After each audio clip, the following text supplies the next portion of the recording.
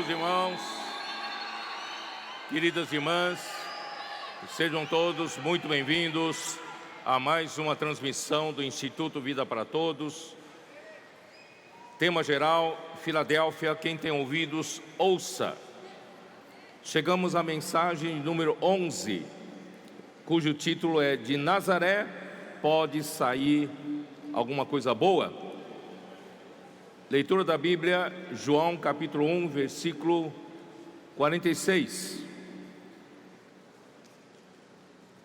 Hoje estamos fazendo uma transmissão muito especial, que estamos ao vivo na conferência de adolescentes, conferência Geração Santa, na estância Árvore da Vida, Sumaré, São Paulo.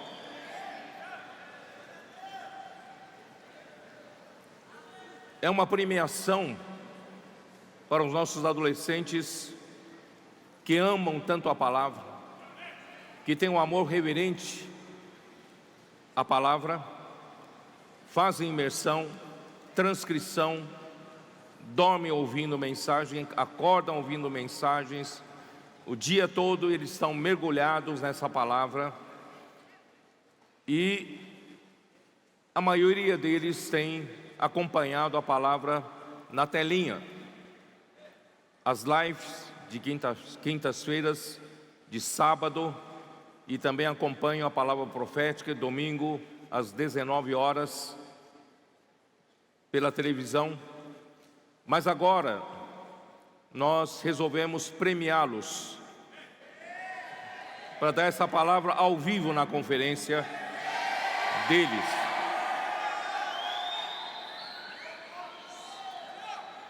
Graças ao Senhor, é uma geração que o Senhor levantou do nada, como gotas de orvalho, mencionadas em Salmo 110, versículo 3, e que caíram como dádiva de Deus para formar esse grande exército que irá trazer o Senhor de volta.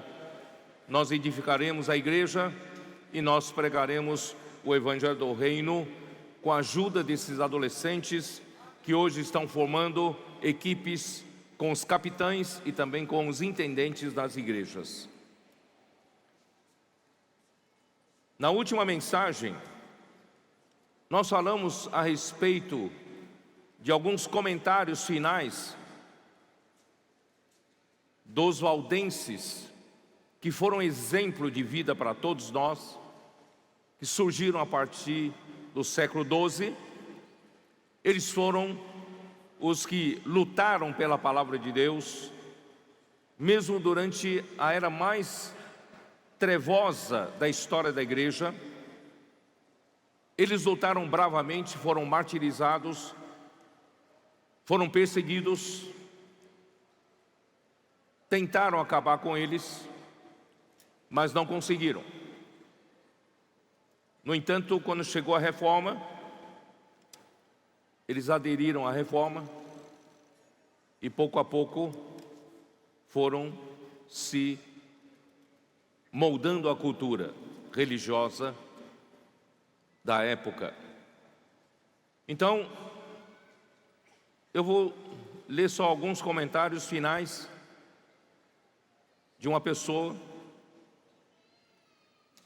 que conhecia bem eles, disse o seguinte como uma advertência para nós: nós temos de evitar a perda da identidade, e isso só pode ocorrer com uma coisa: se nós mantivermos um constante apego à palavra de Deus, buscando nova luz, e não nos contentarmos com a luz que já tivemos. Não, nós temos que buscar nova luz. Um segundo ponto é manter a ênfase, o vigor evangelístico, ou seja, de pregar o Evangelho. A nossa missão não está concluída no mundo e nem compreendemos completamente a palavra de Deus e proclamá-la aos confins da terra, cumprindo assim a nossa visão, a nossa missão. Foi isso que eu perguntei para os irmãos que estavam ao meu lado, qual então é a nossa identidade? Qual é o nosso DNA como a igreja, como a vida da igreja? Graças a Deus que na igreja primitiva, na primeira igreja, o Senhor nos deixou um exemplo desse DNA com relação à palavra de Deus.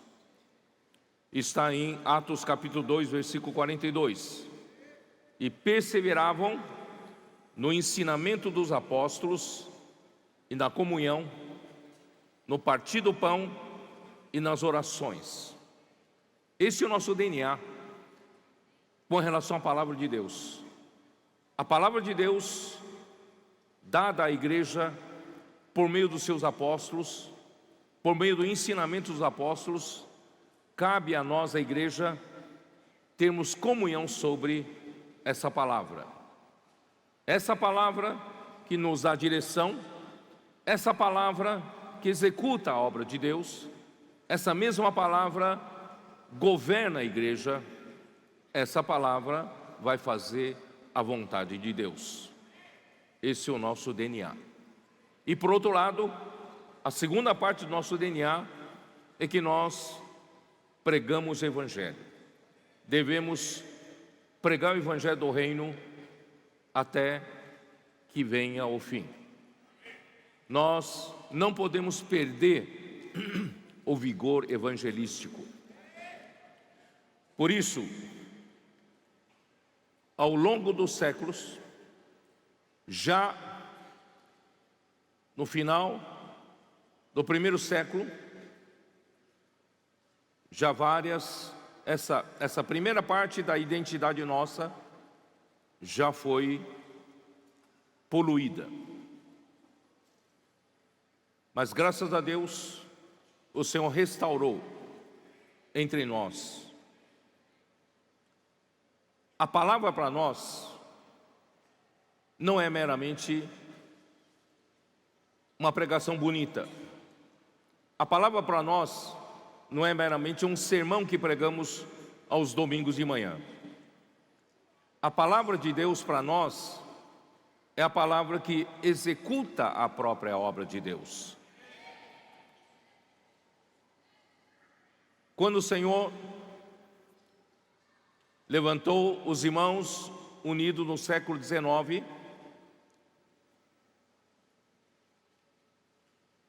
até então, a reforma não tinha adentrado em outras verdades, senão praticamente permanecido em 3 séculos na revelação da justificação pela fé. Dada a pressão grande da Igreja de Roma e do papado, por causa dos terríveis erros que estavam ali no meio do povo de Deus. Mas quando o Senhor, no século XIX, Ele começou com um grupo de pessoas que perceberam que na igreja não há hierarquia, não há uma classe de clero. Eles são especialistas na palavra e os demais são leigos, não entendem nada com relação ao sacerdócio, com relação a servir ao Senhor.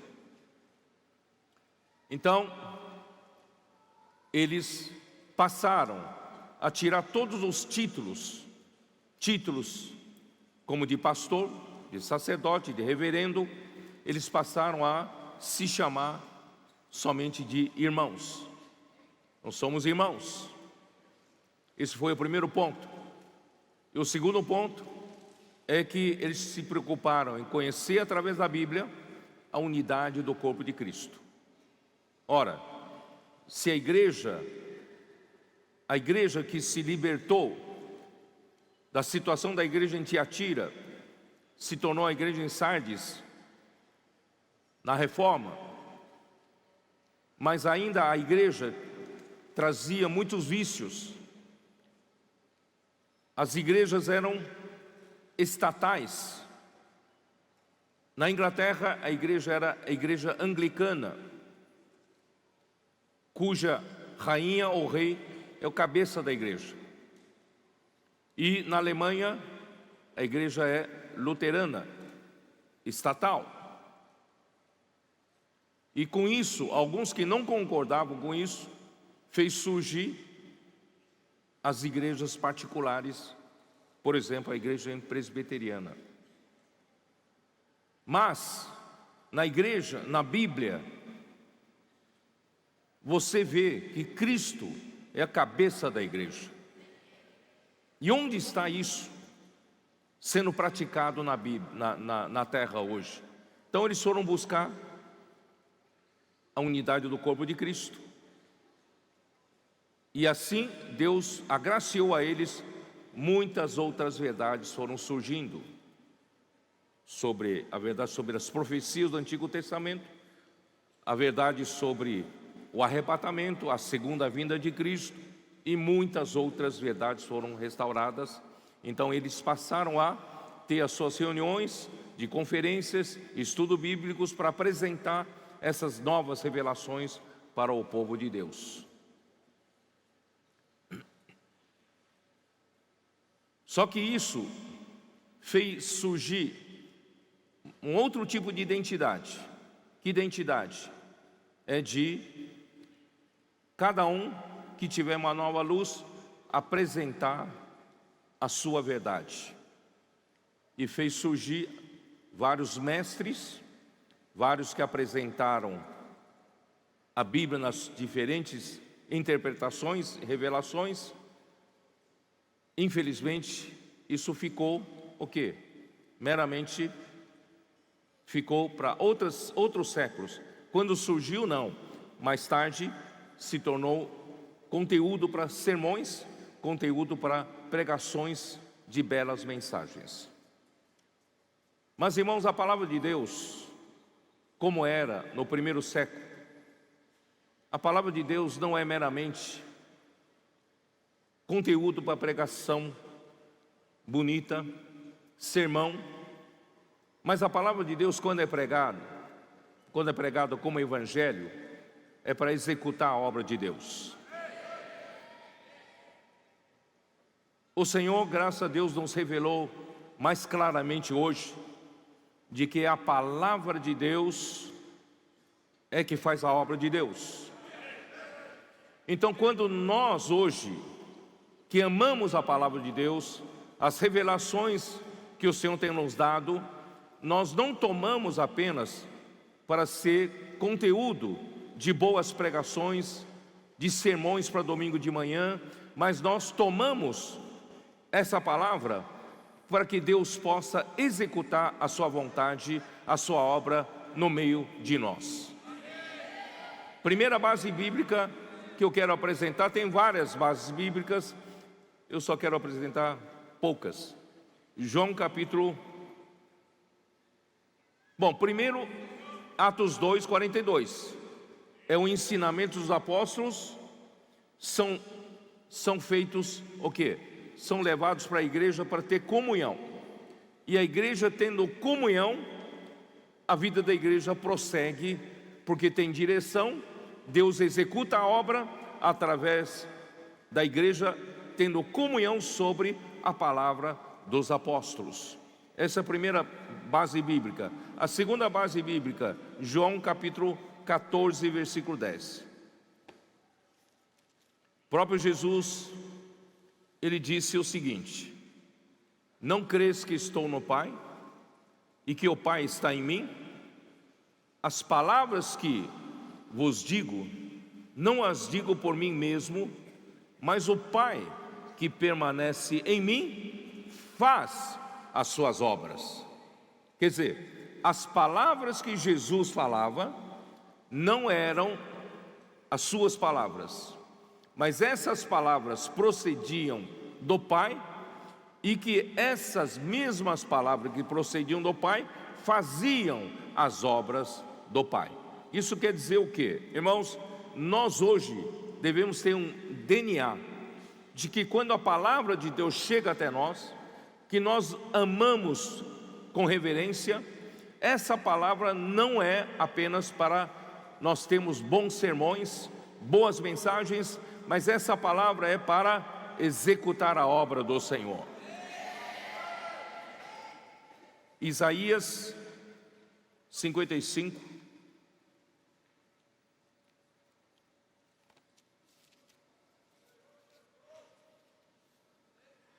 versículo 10: porque assim como descem a chuva e a neve dos céus, e para lá não tornam, sem que primeiro reguem a terra, e a fecundem, e a façam brotar, para dar semente ao semeador e pão ao que come. Então a palavra de Deus, irmãos, é como essa chuva, essa neve que caem dos céus com um propósito. Não caem dos céus meramente para um propósito fútil. Não.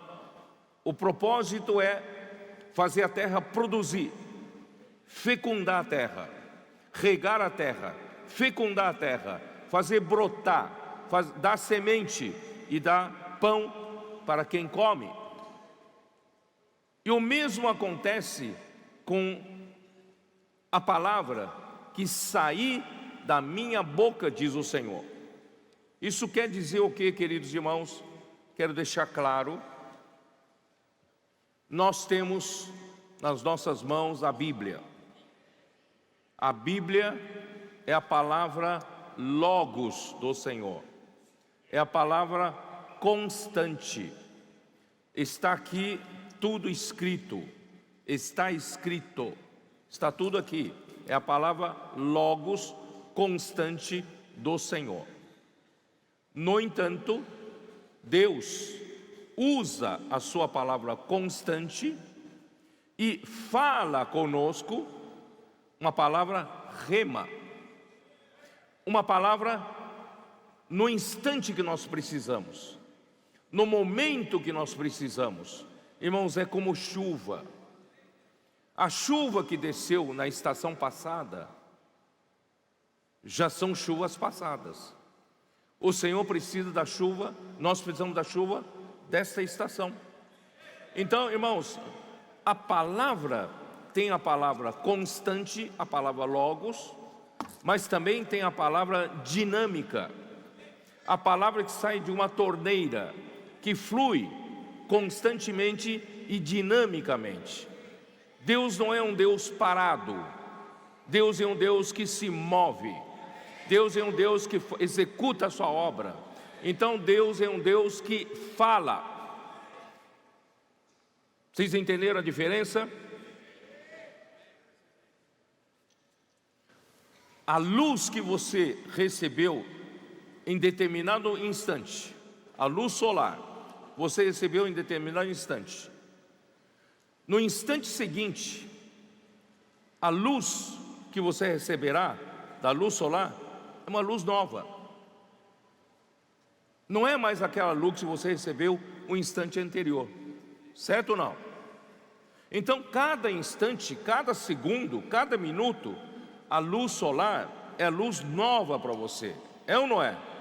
A luz nova é a luz que te dá vida, a luz que te dá calor, a luz que faz crescer a plantação, é a luz que faz a vida existir na terra. Essa luz, irmãos, Deus manda a cada segundo, a cada instante. Assim é a palavra de Deus. A palavra de Deus não é uma coisa estática. A palavra que sair da boca de Deus é uma coisa dinâmica. Ele vai mandando palavra e nós recebemos. É para quê?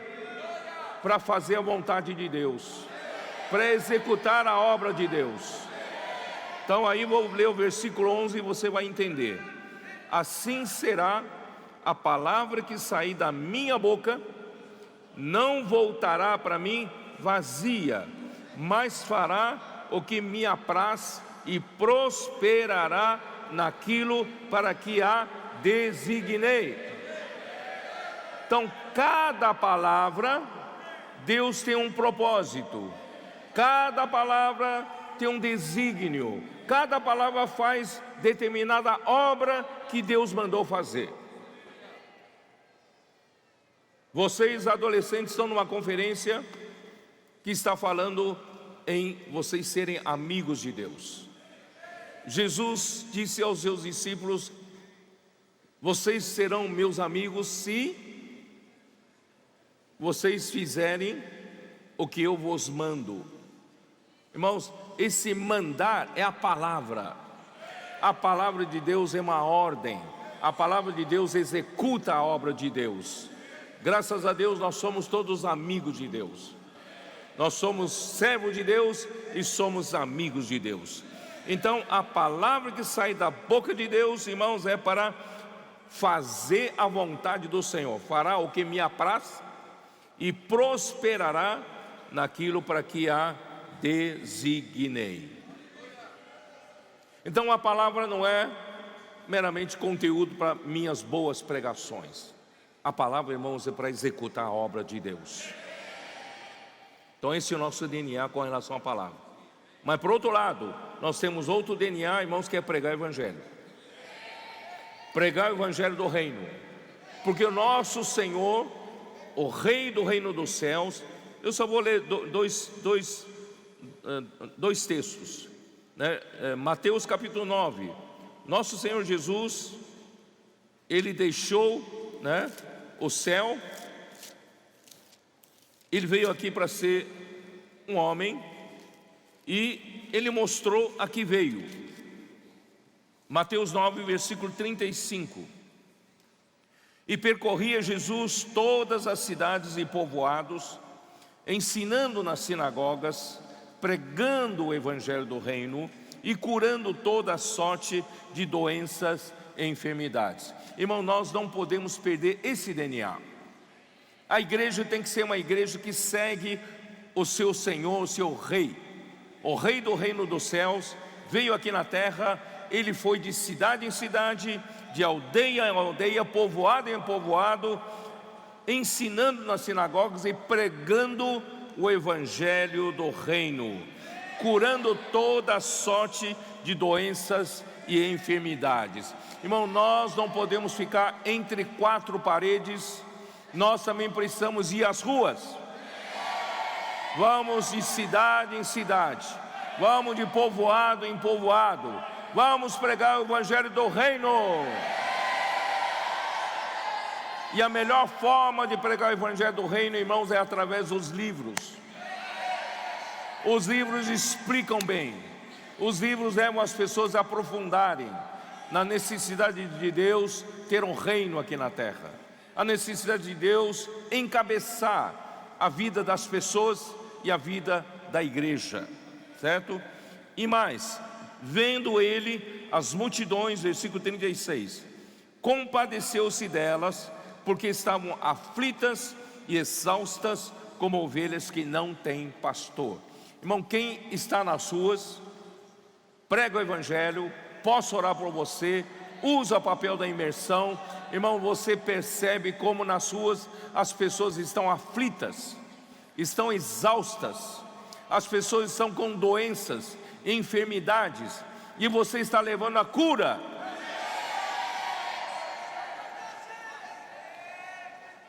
E ainda faltam trabalhadores. Versículo 37. Então se dirigiu a seus discípulos: a seara na verdade é grande, mas os trabalhadores são poucos. Rogai, pois, ao Senhor da seara que mande trabalhadores para a sua seara. Irmãos, nós temos muita necessidade. Nós temos que pregar o evangelho do reino a toda a terra habitada. Isso está em Mateus 24, 14. Dá uma olhada. Mateus 24, 14. Toda a terra é o nosso escopo para a pregação do evangelho. 24, 14. E será pregado esse evangelho do reino por todo o mundo, para testemunho a todas as nações, então virá o fim. Essa é a nossa missão, é o nosso DNA. Pregamos o evangelho do reino a toda a terra habitada. Nós temos hoje irmãos na Coreia do Sul. Eles, nas semanas passadas, eles estiveram no Japão. Nós temos hoje pessoas na África, África do Sul. Nós temos hoje na América Central pessoas pregando o evangelho do reino. América do Sul, Europa, América do Norte, Oceania. Irmãos, o Senhor foi entregando pouco a pouco para nós, embora sejamos de pouca força, somos apenas um pequenino rebanho, mas aprove ao Pai nos entregar o reino. Se Ele nos entregou, Ele vai nos dar condições. Portanto, queridos irmãos, nos faltam trabalhadores. Graças a Deus, hoje de manhã houve um chamamento. Aqueles que estavam na casa de adolescentes e já estão chegando na idade 16, 17, 18 anos, já fizeram, terminando já o curso do ensino médio, já está na hora de passar um período de tempo na sua vida no SEAP. E hoje de manhã muitos atenderam esse chamamento e já decidiram fazer o SEAP. Porque os trabalhadores são poucos, mas a seara é muito grande. Por isso, queridos adolescentes e jovens, é preferível vocês aprenderem uma segunda língua. Inglês, espanhol, francês, se puderem outras línguas, melhor ainda, porque a necessidade é muito grande de pregação para toda a terra. Por isso, irmãos, nós temos falado para os nossos cooperadores, os líderes de cada região, de cada um ser responsável para levantar um seapista. Precisamos de recursos humanos, precisamos de gente para serem aperfeiçoadas e serem enviadas. Aqueles jovens que quiserem continuar seu estudo na faculdade, que sigam seus estudos, mas nunca percam esse espírito, esse vigor evangelístico. Por isso nós preparamos casas de capitães para eles. Mas mesmo assim, passe um tempo no SEAP. E também para isso nós precisamos de recursos financeiros. Graças a Deus o Senhor levantou um grupo de pessoas que são investidores do reino. Nós encorajamos a cada um de vocês serem investidor do reino. Vamos contribuir para que a obra do Senhor tenha recursos para avançar. Seria uma pena a obra não avançar por falta de recursos. Não, o Senhor vai dar recursos e vai dar através de nós. Vamos tomar essa terra para o Senhor.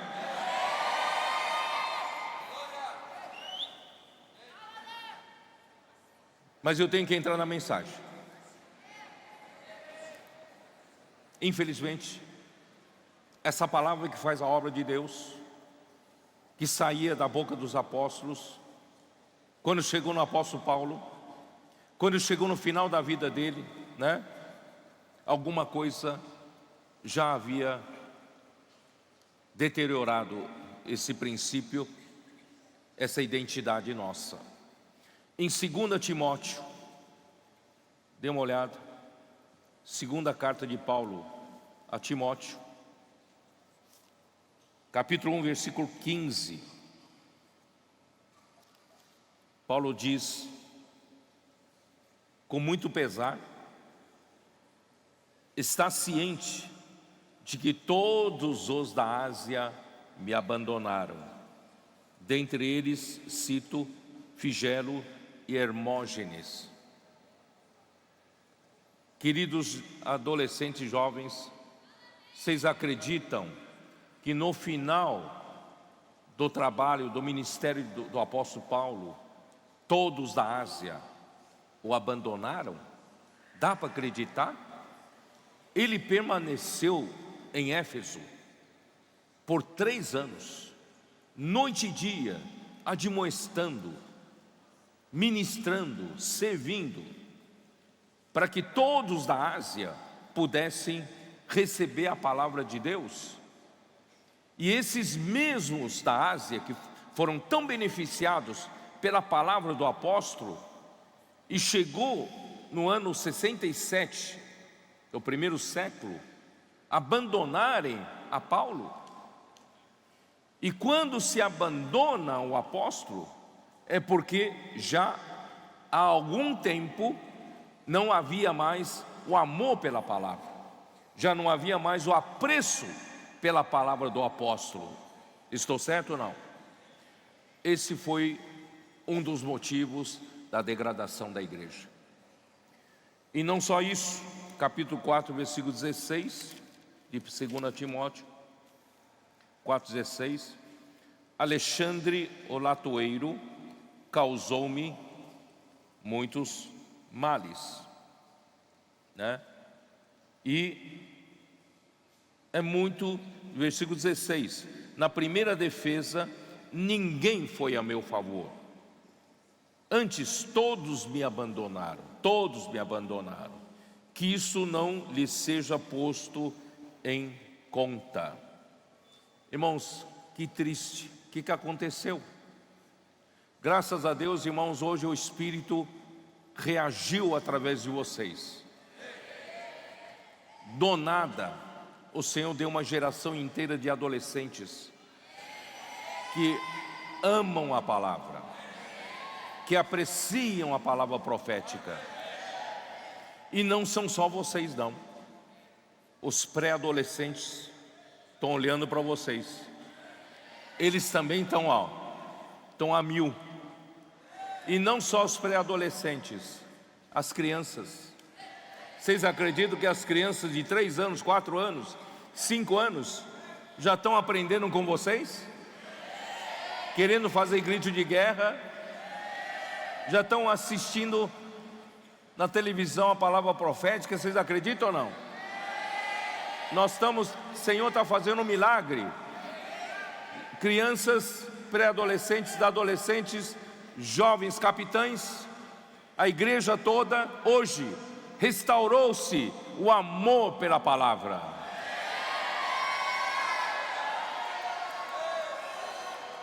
Quando perde-se o amor pela palavra dos apóstolos, entra a degradação.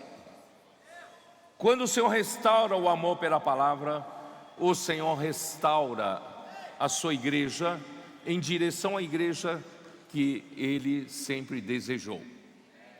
É isso que nós estamos aqui fazer. Paulo, ele era um vaso escolhido de Deus. Atos capítulo 9, versículo 15. Dá uma olhada.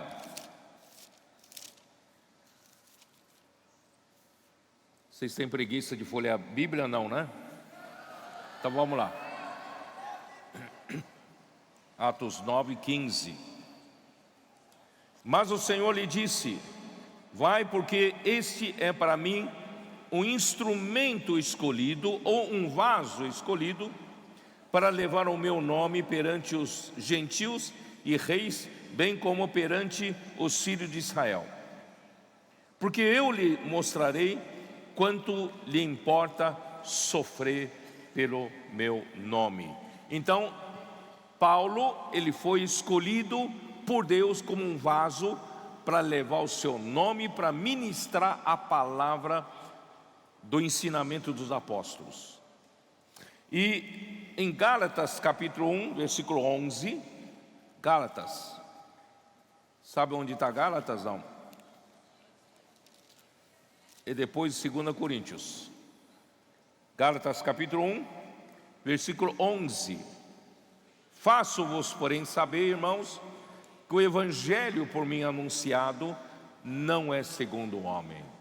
Irmão, não é ensinamento de homem, não é uma pregação humana, não é usar sabedoria humana, eloquência humana, não, porque eu não o recebi, nem o aprendi de homem algum, mas mediante revelação de Jesus Cristo.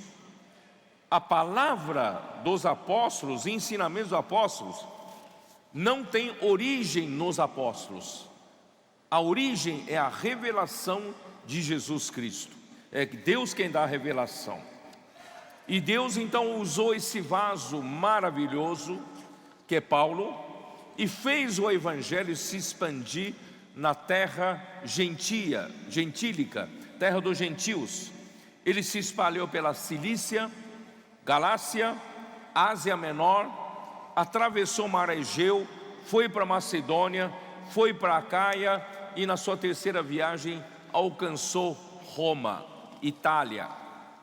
E a palavra de Deus, através desse canal, fez a obra de Deus, levantou igrejas por todas essas regiões.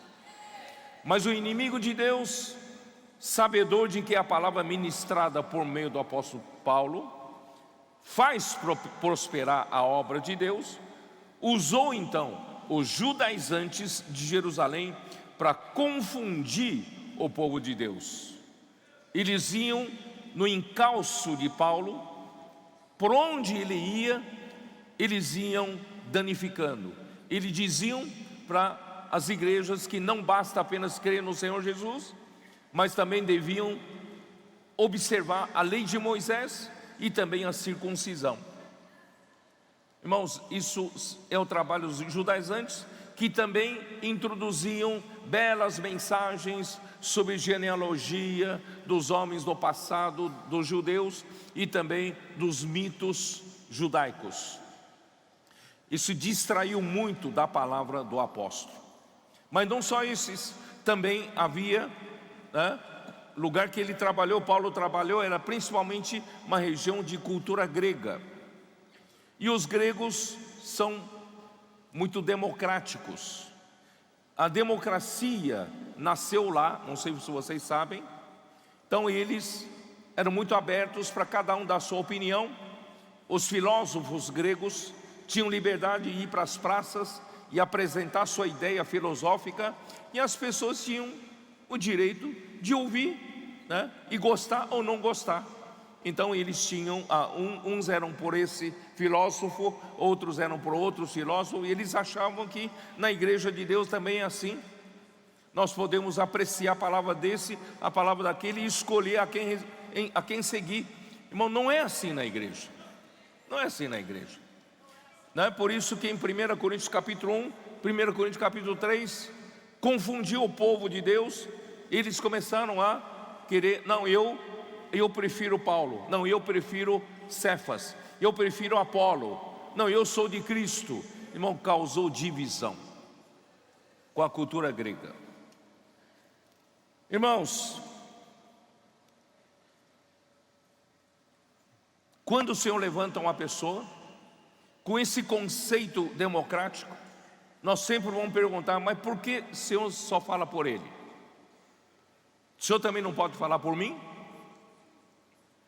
Vocês se lembram quando a própria irmã de Moisés e irmão de Moisés, Miriam e Arão, vamos lá, vocês gostam de folhear a Bíblia, vamos lá, Números capítulo 12. Vocês acharam? Números capítulo 12. Versículo 1, falaram Miriam e Arão contra Moisés, por causa da mulher cuxita que tomara, pois tinha tomado a mulher cuxita. Parece que o pretexto era outro. Mas o que disseram no versículo 2? E disseram, porventura, tem falado o Senhor somente por Moisés? Não tem falado também por nós? O Senhor ouviu. Irmão, sempre fica esse questionamento. Por que o Senhor só fala por um? Porque o Senhor só fala por Moisés. O Senhor também não fala por mim? Também não fala por aquele outro? Mas, irmão, é assim que o Senhor trabalha. É ou não é? Aí versículo 6: então disse o Senhor: ouvi agora as minhas palavras. Se entre vós há profeta, eu, o Senhor, em visão a ele me faço conhecer, ou falo com ele em sonhos. Mas não é assim com meu servo Moisés, que é fiel em toda a minha casa. Irmãos, para toda a casa de Deus, que é todo o povo de Deus, Deus tem um só servo que Ele entregou a responsabilidade por eles. Mas aqui não diz que não tem outros profetas. Tem outros profetas que o Senhor fala com eles em visão ou em sonhos. Mas com Moisés, ele era o profeta. Ele, através dele, o Senhor traria a direção para o povo, né? A palavra de Deus, de direção de governo para o povo de Deus que fazia a vontade de Deus. Então, irmãos, é assim a nossa dificuldade de entender, né? Por isso, em Provérbios capítulo 29, versículo 18, eu vou ler em King James atualizada, que fala com um pouco mais clareza. Um povo que não aceita a revelação do Senhor é uma nação sem ordem. Quem obedece à palavra de Deus é feliz. Vou repetir: um povo que não aceita a revelação do Senhor é uma nação sem ordem. O que é aceitar a revelação do Senhor? A quem o Senhor revela? Ao seu profeta.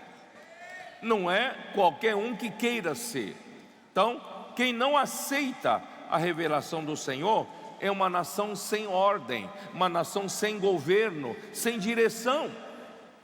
Mas quem obedece à palavra de Deus é feliz. Por isso, irmãos, muitos hoje testificam que estamos vivendo um momento mais feliz da vida da igreja. É ou não é? Porque nós aprendemos a obedecer à palavra de Deus. Senhor Jesus.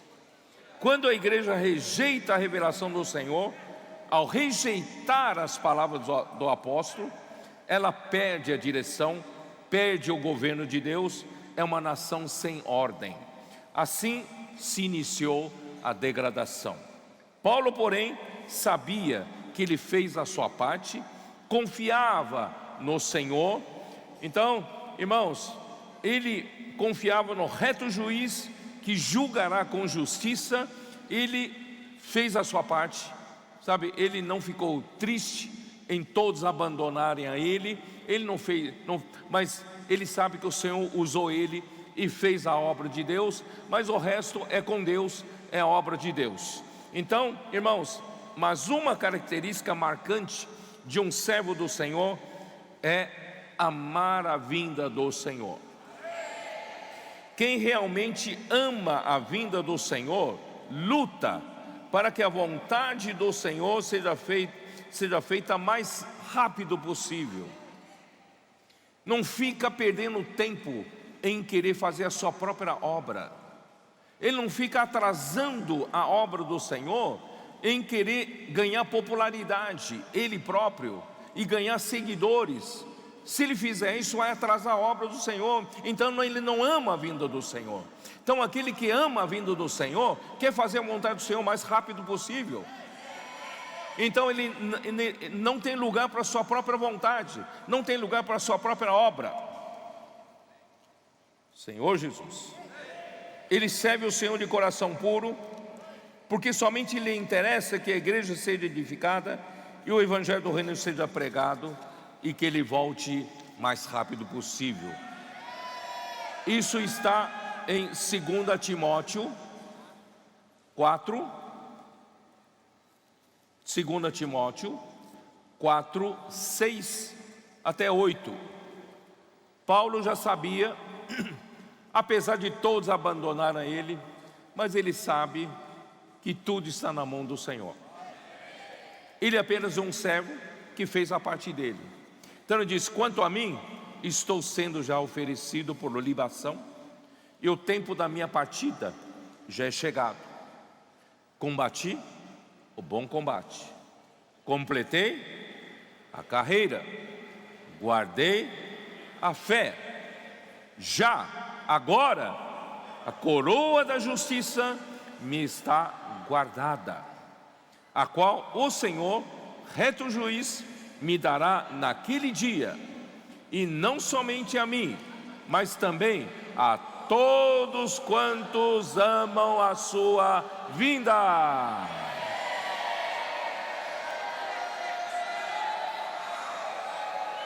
Irmãos, a característica de um verdadeiro servo de Deus é amar a vinda do Senhor.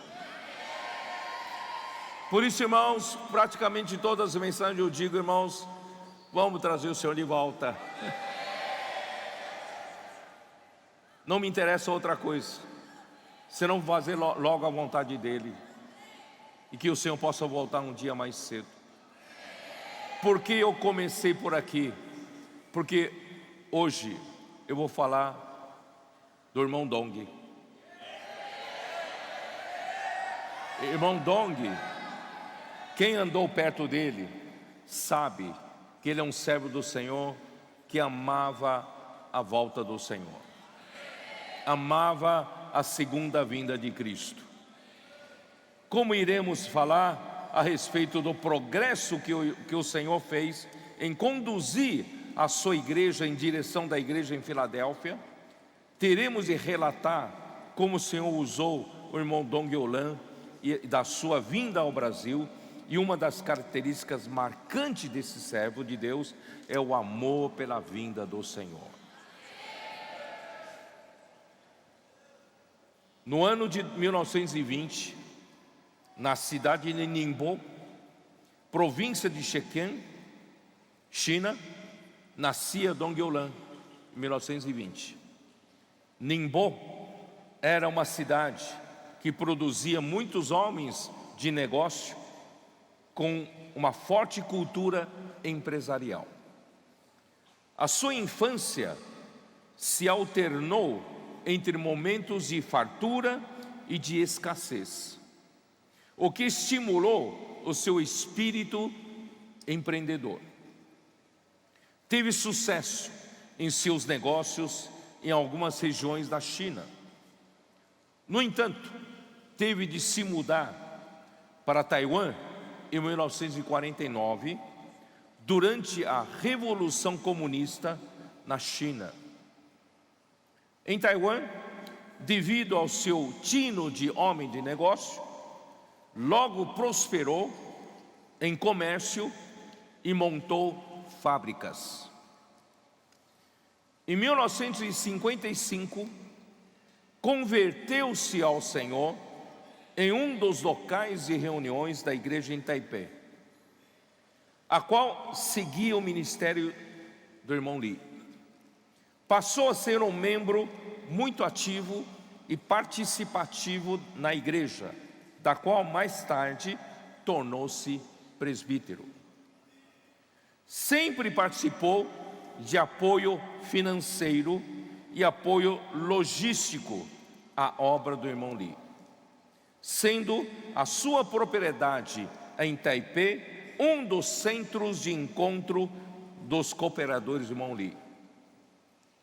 Conforme dissemos, em 1958, Dong Olan ficou impressionado com a necessidade de imigrar para o mundo ocidental com o fim de levar a visão e a prática da vida da igreja. Resolveu estudar português com alguns outros, com o objetivo de se mudar para o Brasil.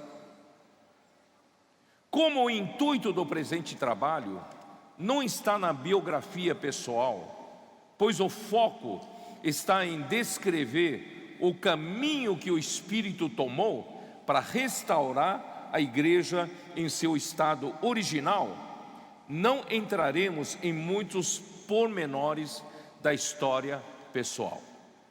Quem quiser conhecer os pormenores da sua história, né, da sua biografia, vocês têm o livro A Resiliência, tá? Aí, atendendo ao chamamento de Deus pela fé, o irmão Dong embarcou em um navio com a mulher e 5 filhos em uma viagem que durou 48 dias, rumo ao desconhecido. Você não imagina, irmãos, tantos anos atrás, não se conhecia lá no Oriente a respeito do Brasil. Algumas irmãs da de Taiwan chegaram a aconselhar a minha mãe em trazer papel higiênico e lâmpadas, porque não sabia se encontrar aqui. Tal era desconhecimento do que seja o Brasil. Talvez o Brasil seja conhecido por alguns. Será que lá tem? Os homens andam de cipó, macacos, animais, selva amazônica, né? Pouco se conhecia sobre o Brasil. É muita coragem, irmãos, é muita coragem de alguém lá do outro lado da terra colocar a família inteira num navio e que leva 48 dias para essa aventura, não sabendo nem para onde vai desembarcar. Irmãos, é pela fé. Foi pela fé. O Senhor chamou e o Senhor lhe deu fé. Atendendo, né? Depois de vários anos, aportou em Santos em 11 de agosto de 1960, tornou-se o principal cooperador do irmão Lee na América do Sul. Depois de vários anos de tentativas de levar a visão da unidade da igreja aos cristãos no Brasil, o Senhor confirmou o ministério do irmão Dong em 1977, ao ministrar a palavra em uma conferência em Belo Horizonte. Só que até em 1977, o Senhor já havia levantado igrejas com a ajuda do irmão Dong em São Paulo, Belo Horizonte, Anápolis, Brasília, Ribeirão Preto, Araraquara, São Carlos, Jaboticabal, Sertãozinho, São José do Rio Preto.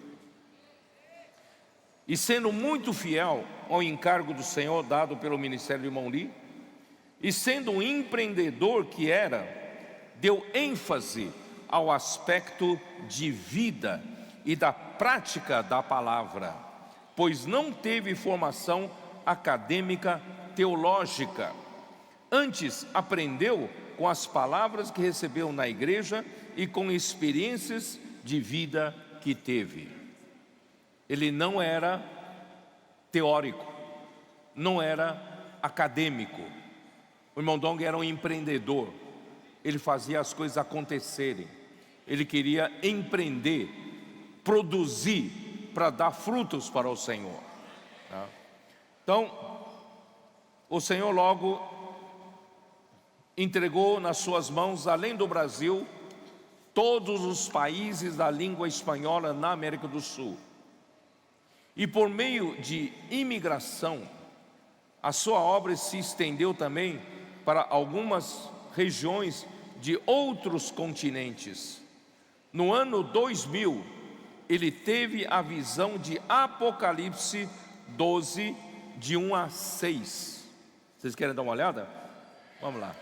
Apocalipse 12, versículo de 1 a 6, que diz: Viu-se grande sinal no céu, e a saber uma mulher vestida do sol, com a lua debaixo dos pés, e uma coroa de 12 estrelas na cabeça, que achando-se grávida, grita com as dores de parto, sofrendo tormentos para dar à luz.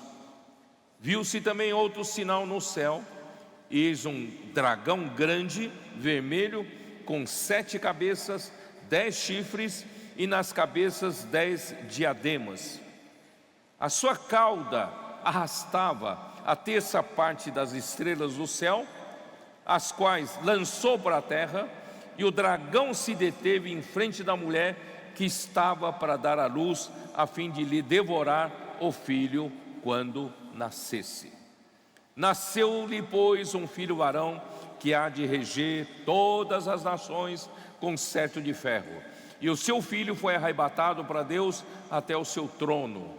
A mulher, porém, fugiu para o deserto, onde lhe havia Deus preparado lugar para que nele a sustentem durante 1260 dias. 1260 dias são 3 anos e meio.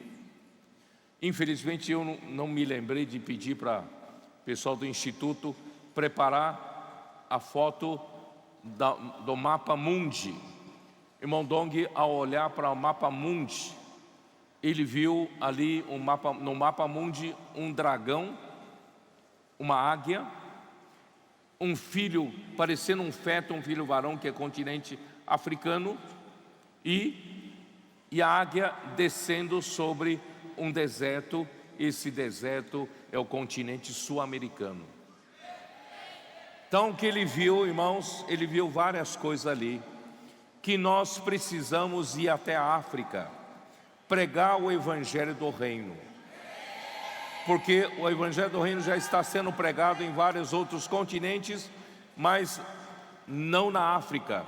Então a partir do ano 2000, nós partimos para a África para pregar o evangelho do reino, porque quando na África os vencedores, como aquele filho varão, estiverem prontos para nascer, todos os vencedores de toda a terra estarão também prontos para o nascimento.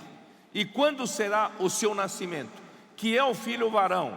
Filho varão, irmãos, é a parte forte da igreja. Irmão, puseram aí, ó. Vocês estão enxergando? O dragão, a águia, né? E o filho varão, o feto. Não que o continente africano representasse os vencedores, mas a visão do irmão Dong é que a partir de nós pregamos o evangelho do reino e gerarmos filho varão no continente africano, o Senhor poderá voltar.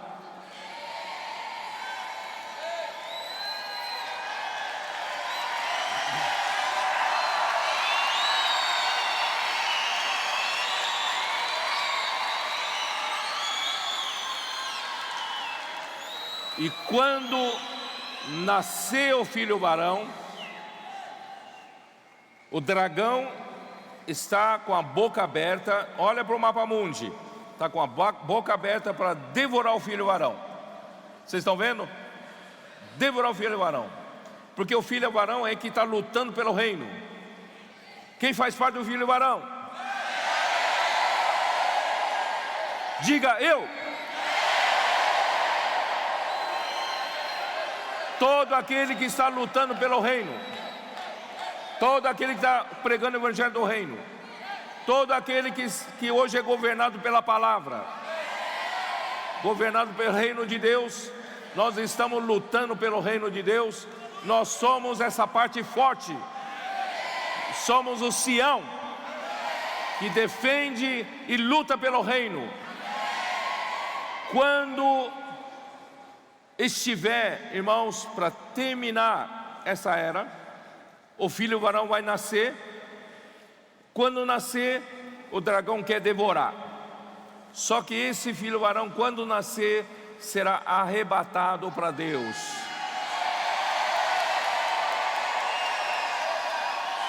Lá no trono de Deus. Por isso, irmãos, eu quero ser parte do filho varão. Por isso eu tenho esperança de ser arrebatado vivo, porque não vai demorar muito para chegar esse momento. Esse momento vai chegar, porque assim que o filho varão for arrebatado para o terceiro céu, virá a grande tribulação. Os vencedores serão livrados da grande tribulação. E eu não quero ficar aqui. E quem ficar aqui vai ser grandemente perseguido por anticristo. Mas existe um lugar para refugiar. Os que ficarem, eu não quero ficar. Os que ficarem vão ter que fugir para o deserto. Onde é o deserto? É aqui onde nós estamos.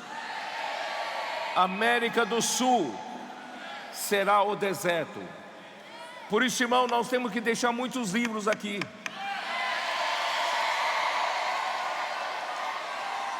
Eu não quero estar, mas não vamos deixar semeado aqui muitos livros.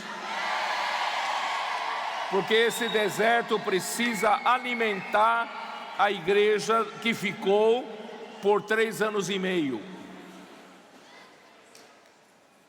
Essa é a visão que o irmão Dong nos trouxe. Isso nos impulsionou, né, para a expansão do continente africano. O conteúdo do ministério do irmão Dong era muito voltado à vida. Era um ministério muito orgânico, levando as pessoas a não confiar em si mesmo, mas no poder da vida que está na palavra e no Espírito. Insistiu muito que devemos viver uma vida de tomar a cruz, aprendendo em todas as situações em negar a si mesmo, ou seja, negar a sua vida da alma. É que o irmão Dong falou muito em um período muito grande, negar a sua vida da alma, negar a vida da alma. Isso está em Mateus 16. Vocês jovens não passaram por esse período, mas vamos ler esse versículo. Mateus 16, 24 a 26. Mateus 16.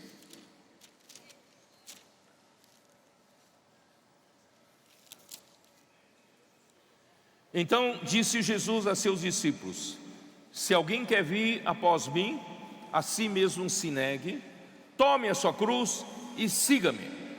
Porquanto quem quiser salvar a sua vida psique, perdê-la-á. E quem perder a sua vida psique por minha causa, achá-la-á. Pois que aproveitará o homem se ganhar o mundo inteiro e perder a sua alma? O que dará o homem em troca da sua alma? Porque o Filho do Homem há de vir na glória de seu Pai com seus anjos, e então retribuirá a cada um conforme as suas obras. Vamos negar a si mesmo? Negar a nossa vida da alma, né? Aí ele trouxe, na segunda metade do seu ministério, a visão do reino de Deus. Em Hebreus capítulo 2, versículo 5. Quem ainda pegou essa parte? Hebreus 2, versículo 5. Irmão Dong ficava admirado, pois não foi a anjos que sujeitou o mundo que há de vir, sobre o qual estamos falando.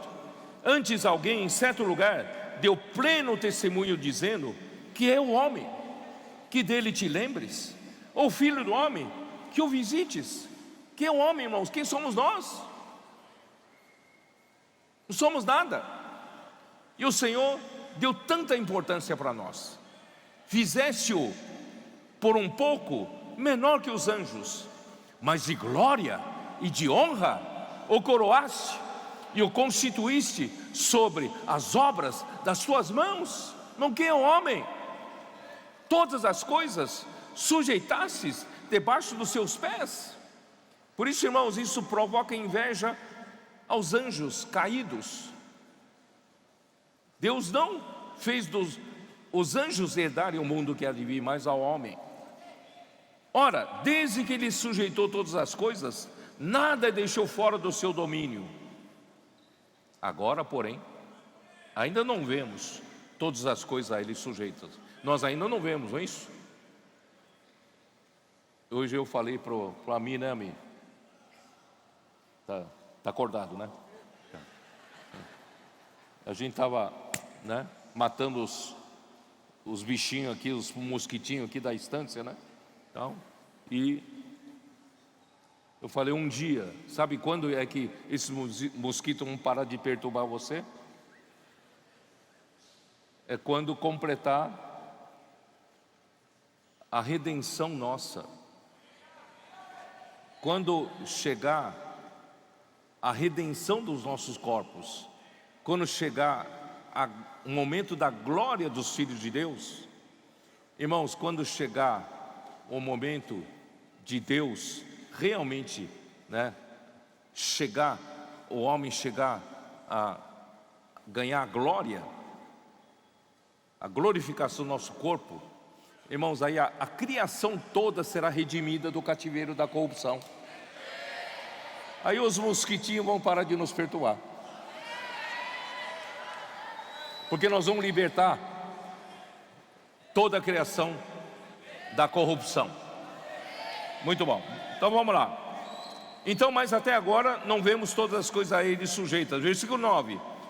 Mas tem uma salvação. Vemos todavia aquele que por um pouco, tendo sido feito menor que os anjos, Jesus, por causa do sofrimento da morte, foi coroado de glória e de honra, para que pela graça de Deus provasse a morte por todo homem, porque convinha que aquele por cuja causa e por quem todas as coisas existem, conduzindo muitos filhos à glória, aperfeiçoasse por meio de sofrimentos o autor da salvação deles. As coisas ainda não estão sujeitas a nós, mas Cristo já foi coroado de glória e de honra, e todas as coisas já estão sujeitas a Ele. Agora Ele está nos aperfeiçoando, para que todas as coisas também se sujeitem a nós, quando nós somos encabeçados por Cristo. Deu para entender? Aí sim nós vamos, irmão, reinar o mundo, no mundo que há de vir.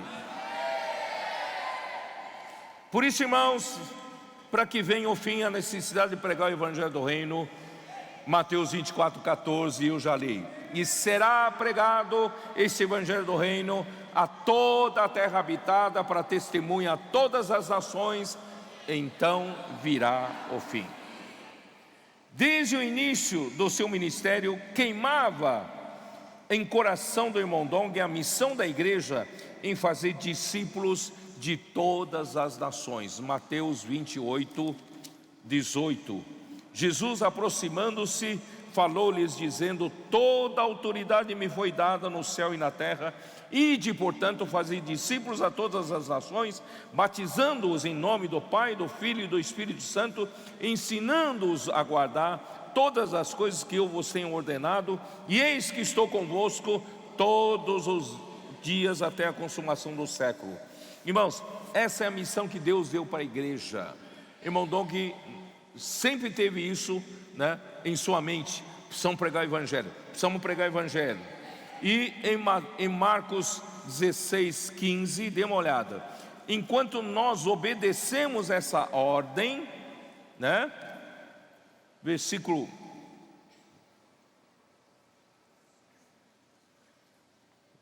15 diz assim: e disse: ide por todo o mundo e pregai o Evangelho a toda nação, a toda criatura. Aí versículo 19: de fato, o Senhor Jesus, depois de lhes ter falado, foi recebido no céu e assentou-se à destra de Deus. E eles, quem são eles? A igreja. E eles, tendo partido, pregaram em toda parte. Irmãos, somos nós. Nós, então, saímos para a rua, né, pregando em toda parte. E quem coopera conosco? Cooperando com eles o Senhor e confirmando a palavra por meio de sinais que se seguiam. Irmãos, essa é a nossa experiência.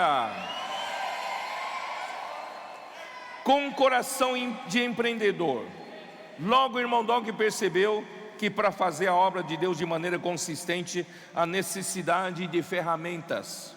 E a sua primeira iniciativa nesse sentido foi fundar uma editora para a publicação de livros com o fim de divulgar a revelação do Espírito por meio da palavra escrita.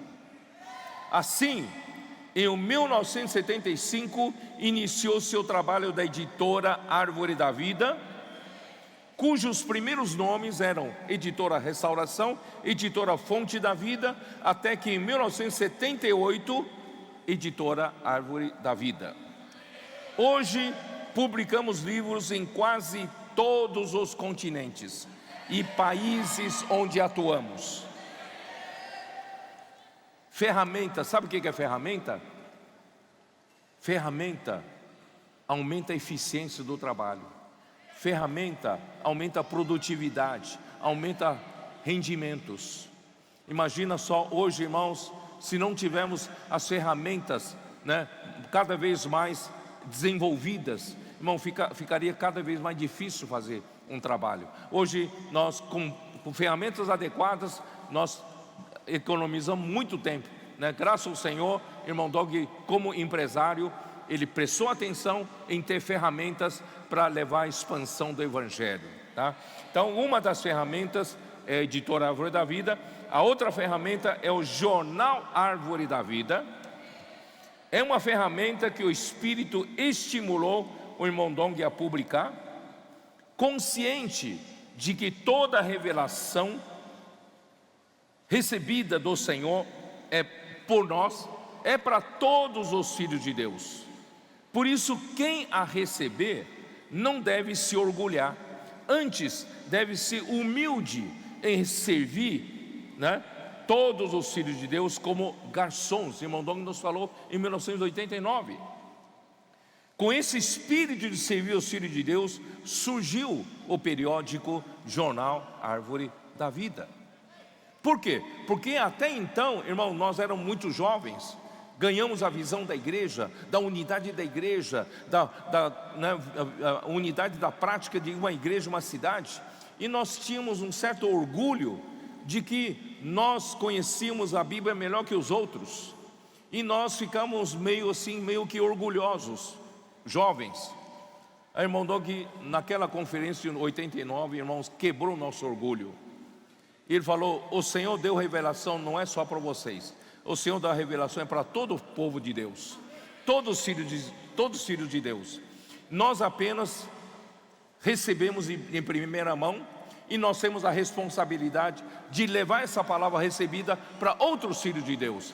Então nós não podemos levar isso com orgulho, olhando de cima para baixo, ensinando o outro: olha, você não sabe a Bíblia, eu sei, vou ensinar você. Não, desse jeito não. O irmão Dong falou: vamos servir como garçons, vamos nos humilhar e servir como garçons a palavra de Deus a outros filhos de Deus. Aí surgiu o Jornal Árvore da Vida.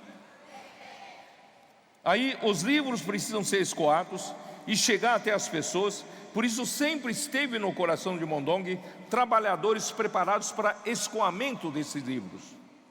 Inspirado no modelo de Pedro Valdo, no século XII, um rico comerciante de Lyon, França, salvo pela leitura da palavra de Deus, que encomendou a tradução do Novo Testamento para a língua franco-provençal, equipou a sua equipe comercial para levar as cópias do texto bíblico escondidas em bolsas internas, com alças penduradas ao pescoço.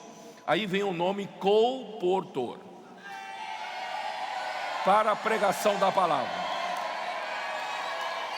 O irmão Dong então disse que, a exemplo dos valdenses, os colportores atuais levam a revelação da palavra para as pessoas, com o objetivo de pregarem o Evangelho do Reino.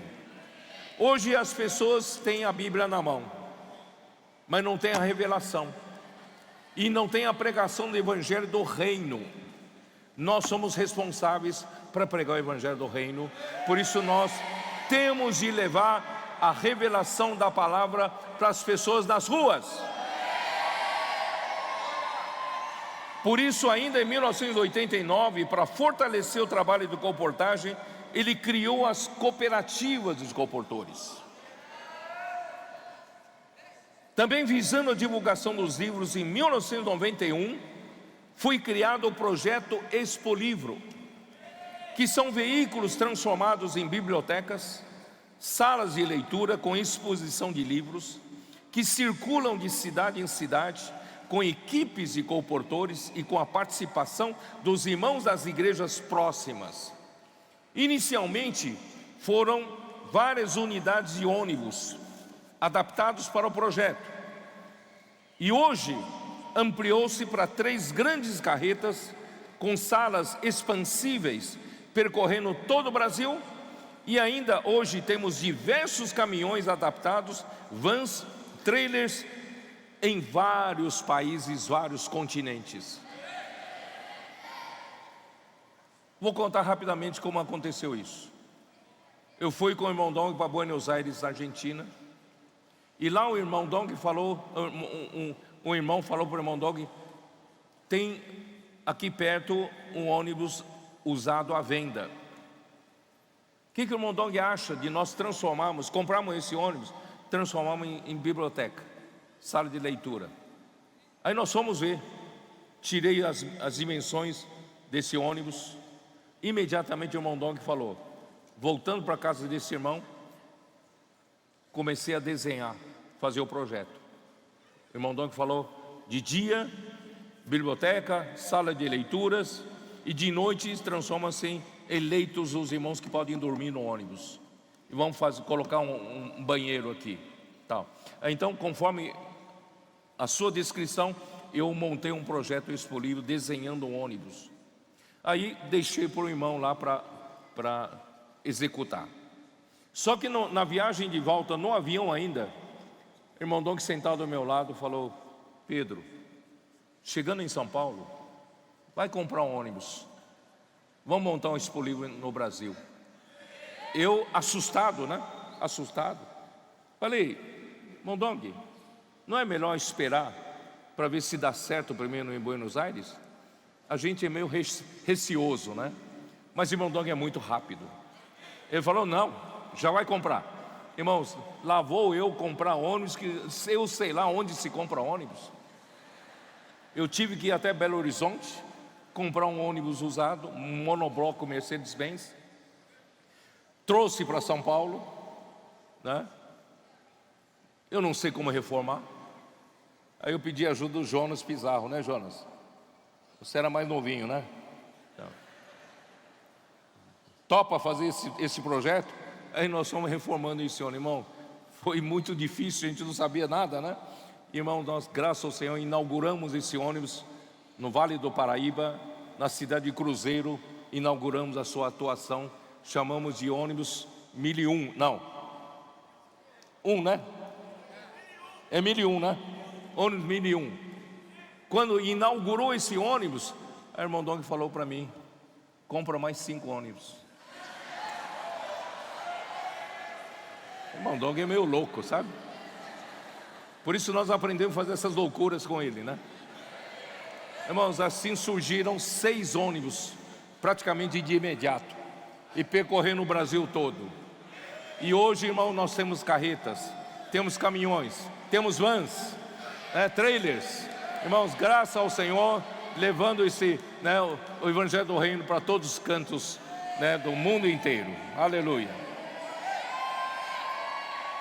E para atender a demanda dos colportores,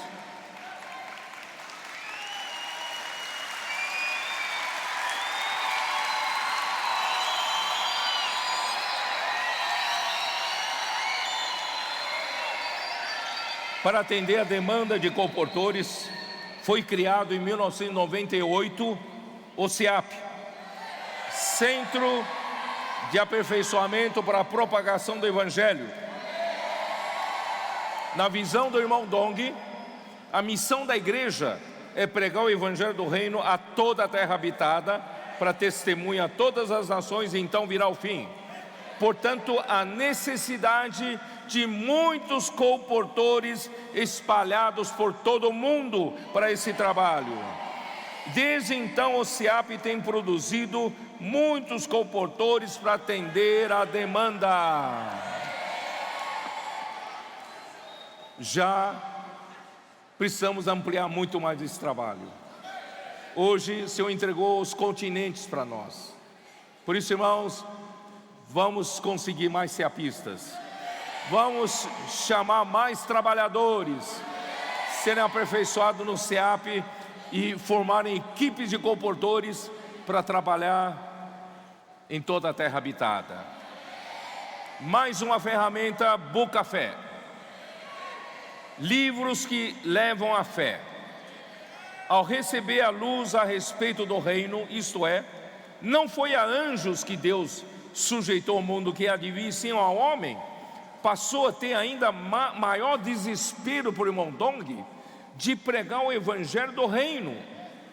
Irmão Dong não estava satisfeito com a maneira tradicional da igreja se reunir e viver dentro de 4 paredes.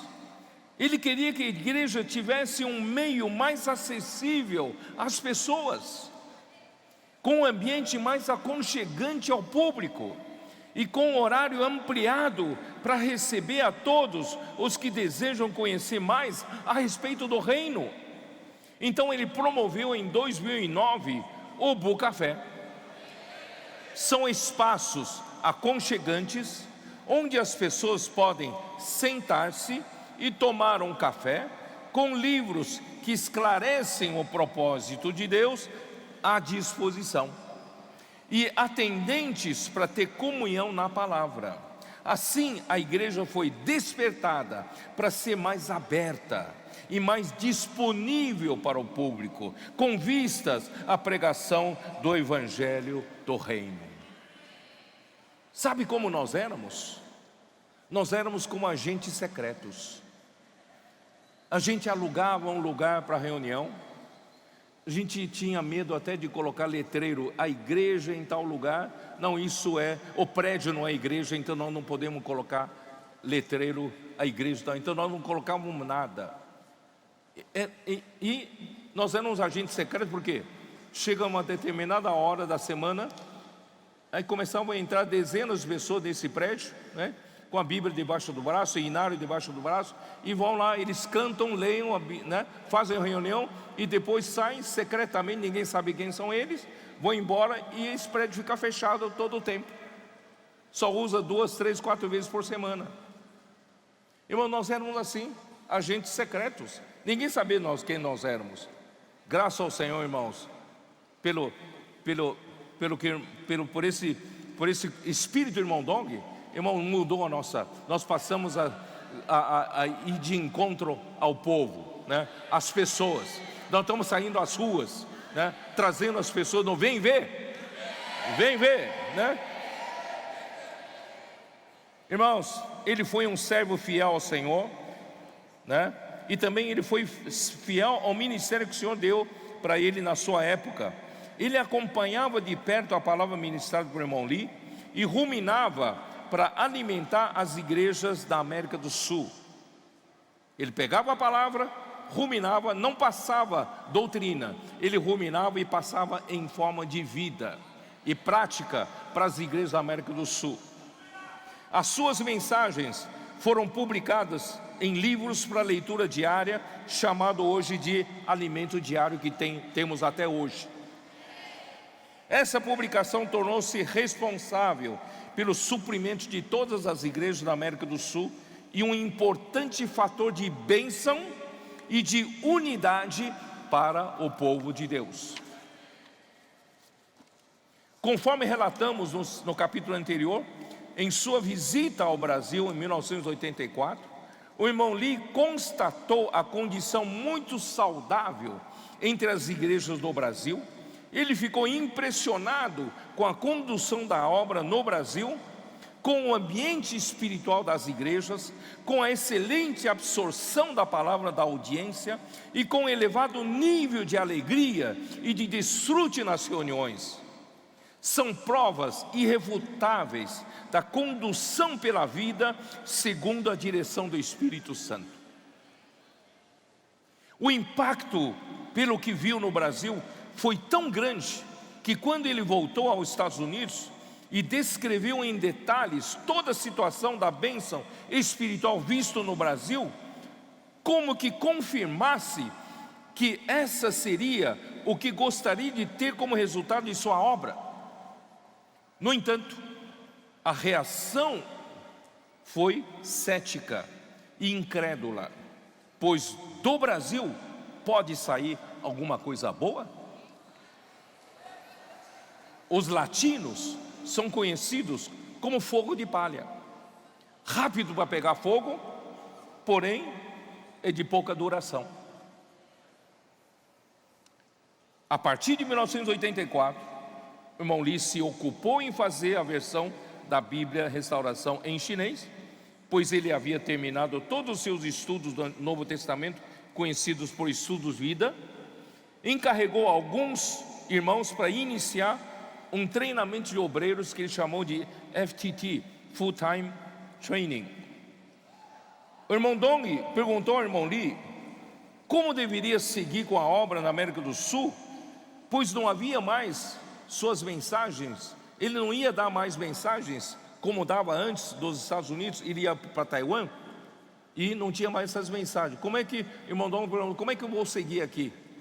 Aí irmão Li falou para ele: eu não tenho mais palavras, agora você mesmo dá palavras lá para os irmãos lá na América do Sul, para as igrejas da América do Sul. Irmãos, essa foi uma transição. Vocês perceberam ou não? Foi uma transição. O irmão Li respondeu que o irmão Dong deveria ele mesmo começar a ministrar a palavra para as igrejas da América do Sul. Assim começa uma outra etapa do ministério do irmão Dong. Já estou terminando. Em 1997, quando o irmão Dong soube que a partida do irmão Li para o Senhor era iminente, ele ficou doente, ficou um bom tempo, algum tempo em coma, mas quando soube que estava perto da sua morte, irmão Dong, eu me lembro, ele estava aqui dando conferência e de repente ele comprou uma passagem e foi voando para os Estados Unidos. Ele viajou imediatamente para os Estados Unidos. Pouco antes da sua chegada, os cooperadores do irmão Li já haviam visitado o leito da morte do irmão Li e se comprometido que não falariam nada mais daquilo que o irmão Li falou. Quer dizer, não falaria aquilo, só falaria aquilo que o irmão Li falou, não falaria o que o irmão Li não falou, tá? Dessa forma, o irmão Dong chegou atrasado, não participou desse comprometimento. Então, irmão Dong, né, chegou um pouco mais tarde. Aí ele pediu licença para ver o irmão Li e no fim ele foi o último cooperador a ver o irmão Li no leito da sua morte. Isso tem um significado. Então, irmãos, o grande legado do irmão Dong foi a maneira orgânica pela qual liderou a obra do Senhor. Não seguiu padrões convencionais ou tradicionais. Antes, fazia inovações pela direção do Espírito, sempre buscando resultados práticos para o avanço da obra do Senhor. Ele foi um servo do Senhor muito produtivo, inovador e perseverante. Ele estabeleceu um alicerce sólido na obra do Senhor, o qual deu todas as condições, irmãos, para a igreja seguir em direção à igreja em Filadélfia. Entenderam? Isso nos deu base, isso nos deu fundamento para chegarmos nos dias de hoje. Graças a esse fundamento saudável, sólido, não convencional, não tradicional, com todas essas ferramentas, irmãos, que o Senhor deixou para nós. E todas essas ferramentas nos nossos dias foram turbinadas. Graças a Deus. A comportagem dinâmica turbinou todo o resto. Turbinou o SEAP, a vida da igreja, a sede de cuidado, o Bucafé, o Expolivro. Irmão, Expolivro sem comportagem dinâmica não funciona. E não só isso, irmãos, hoje turbinou os nossos adolescentes, as casas de adolescentes, as casas kids, as casas dos capitães, os intendentes, irmão, toda a igreja funcionando, pregando o evangelho do reino, trabalhando em todos os continentes. Vamos fazer surgir o filho varão, trazer o Senhor de volta.